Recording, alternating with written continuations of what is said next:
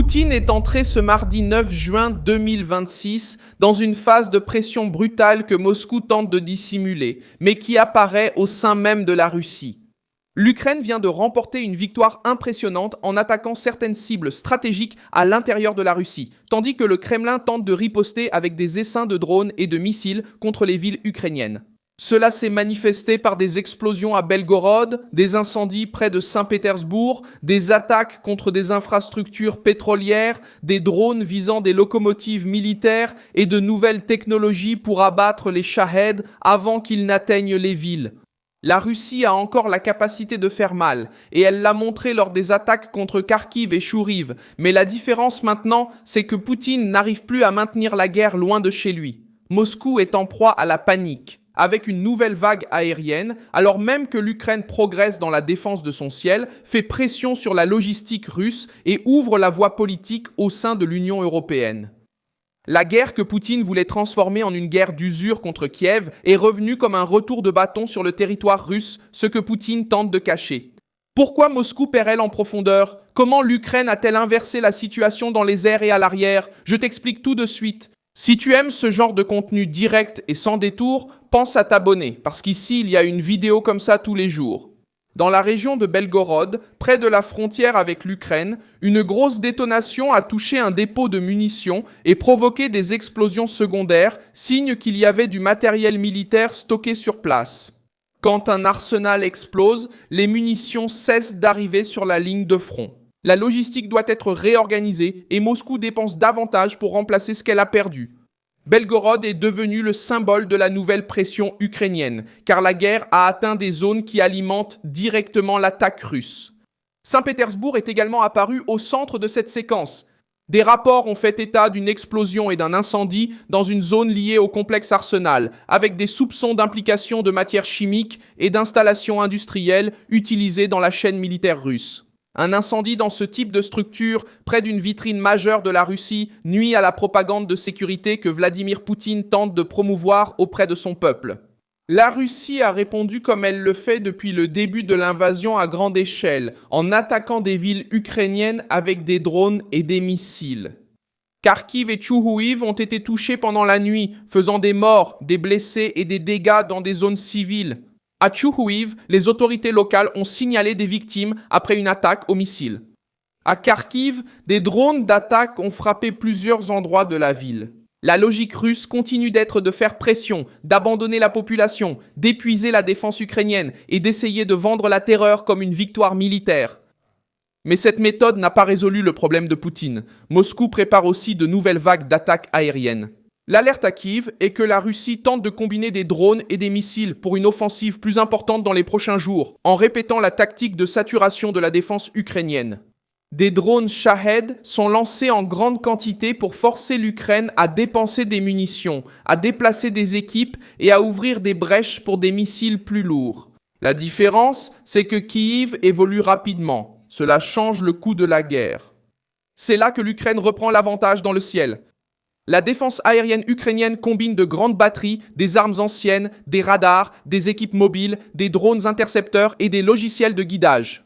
La Russie essaie de gagner par le volume, mais Kiev tente de répondre par l'adaptation. Si cette technologie se développe, les essaims russes peuvent continuer à faire peur, mais ils se heurteront à une défense moins coûteuse, plus flexible et plus difficile à épuiser. Un autre point qui a accru le poids politique de la crise a été l'explosion d'une voiture à Moscou impliquant un haut responsable russe selon des chaînes russes et ukrainiennes. Le nom et les circonstances étaient encore en cours de vérification, c'est pourquoi l'affaire doit être traitée avec prudence. Même ainsi, l'impact politique est évident. Quand des responsables militaires se sentent menacés au cœur de Moscou, la guerre touche le moral du commandement et ébranle le sentiment de sécurité de l'élite militaire. L'information a également circulé d'une possible attaque ukrainienne avec des chasseurs F-16 contre une base aérienne près de Taganrog dans la région de Rostov. Si cela est confirmé, cela indiquerait une plus grande audace de l'aviation ukrainienne et une difficulté pour la Russie à protéger des installations sensibles liées au soutien aérien sur le front sud. La guerre contre le carburant russe s'est aussi intensifiée. La raffinerie de Novochakhtinsky, dans la région de Rostov, a été frappée par des missiles Neptune à la fin du mois de mai, et la marine ukrainienne a confirmé des dégâts dans des unités de traitement importantes, le carburant et le sang de la logistique. Les chars, les camions, les générateurs, les avions, les trains et les convois en dépendent. Quand raffineries, bases pétrolières et stations de pompage sont visées, la Russie perd en vitesse et capacité à soutenir des opérations longues. Le porte-parole lui-même, Dmitry Peskov, a admis des problèmes ponctuels d'approvisionnement au milieu des attaques contre les infrastructures énergétiques. Le manque de carburant s'est fait sentir plus fortement en Crimée occupée et dans le sud de la Russie. Poutine voulait faire de la Crimée une vitrine permanente de l'annexion. L'Ukraine essaie de transformer cette vitrine en un point d'attrition. Les chemins de fer font partie du même ensemble. Des opérateurs ukrainiens de drones ont frappé une locomotive dans la région russe de Bryansk, près de la frontière ukrainienne, utilisée pour le transport de fret militaire. L'information diffusée par des sources ukrainiennes a indiqué qu'il s'agissait de la 3e locomotive touchée en 4 jours par des unités de drones. Une locomotive arrêtée peut retarder munitions, carburant, pièces et renforts. L'Ukraine n'a pas à occuper une ville russe pour nuire. Elle doit couper la route d'approvisionnement vers les soldats russes. La crise a également dépassé la frontière de l'Ukraine. Un chasseur Rafale français, lors d'une mission de l'OTAN, a abattu un drone qui était entré dans l'espace aérien letton en venant du côté russe. Les autorités lettonnes ont traité l'affaire comme une menace aérienne et cet épisode a renforcé l'alerte concernant le débordement de la guerre vers la frontière de l'Alliance.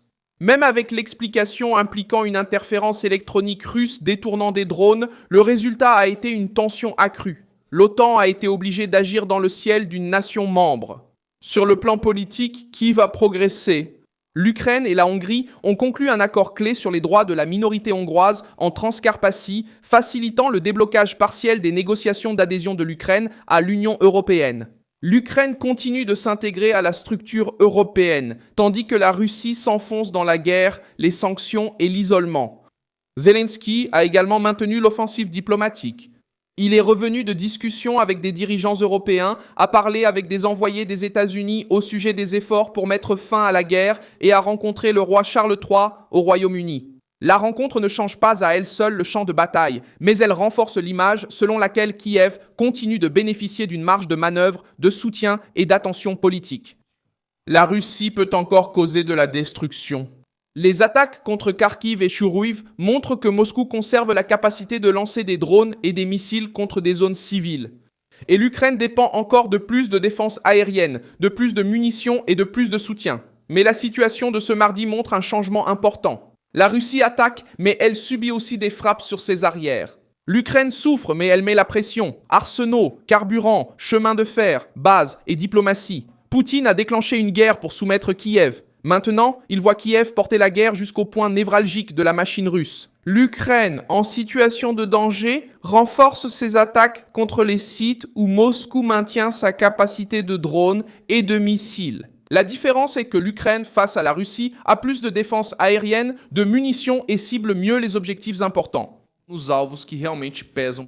Mais le tableau montre carburant, diplomatie. L'Ukraine est toujours en danger. Arsenaux, base, diplomatie. C'est la vérité chaque jour. Les liens des actualités sont dans la description de la vidéo. Laissez un like sur cette vidéo, abonnez-vous à la chaîne et, pour l'Ukraine, jetez un œil aux commentaires concernant la situation de danger, la pression, chemin de fer, diplomatie.